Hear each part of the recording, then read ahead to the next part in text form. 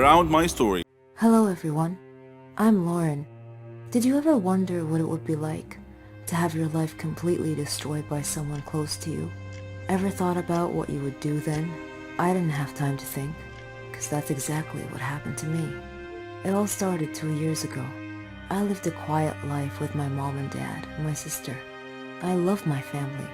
We were always together. We were happy until that fateful day. My dad got fired from his work, a big company. He had worked there for 20 years. The only money we had then was what he had managed to save over the years. Finding a new job wasn't easy. It was a hard time for all of us, especially my dad. He was becoming desperate. At times, he just sat there, quietly, deep in thought, and I rarely saw him smile since. One late night, we were still up waiting for him when he walked through the door. But something was different. He wasn't walking straight. It was the first time in my life seeing him drunk. I decided to take matters in my own hand. I started job hunting. I was lucky enough to find something suitable at a startup company. The pay was good enough, and the more I worked, the more I earned. I was trying my best to get our life back. I was giving it all I've got. My dad started asking me for money. I was more than happy to give him what he needed. I didn't even ask what it was for. Then he started asking for more. He came late almost every night, and he was never awake in the morning. It seemed like we hadn't talked together for ages. Then, money started disappearing from my purse. I got home from work one night. It had been a long day, and I was really tired. I put my bag in my room, and I went to the kitchen to find something to eat. I made myself a sandwich, then took it back to my room.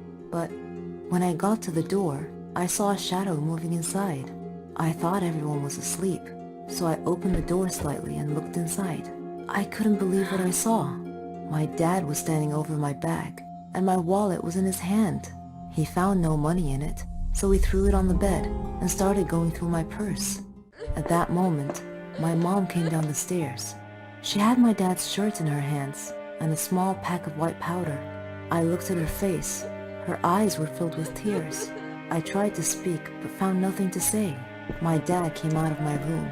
He saw us standing there. He tore the shirt and the pack from my mom's hands. He was hysterical. He started breaking things around him. Suddenly, everything changed. My mom and I were too scared to move, but then my sister came running down the stairs. He pulled her towards him and held a knife to her throat. He threatened to kill her if we didn't give him money. Without a moment's thought, I did what he asked.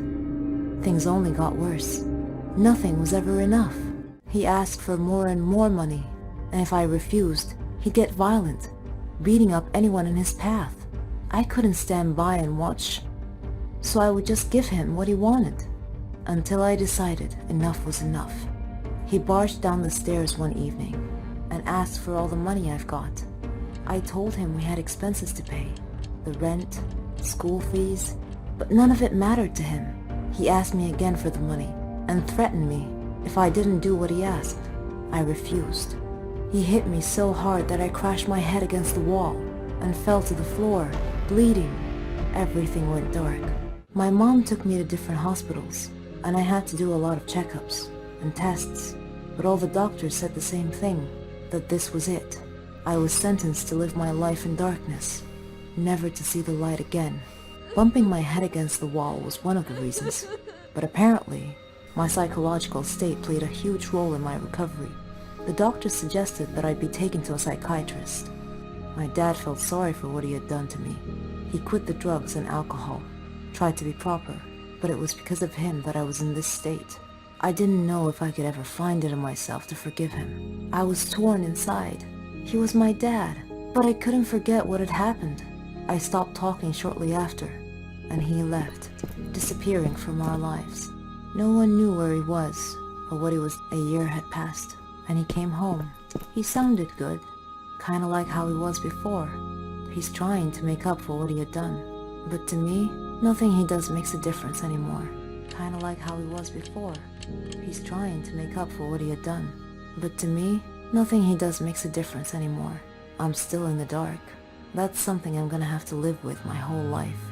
I can't change that. What do you think I should do?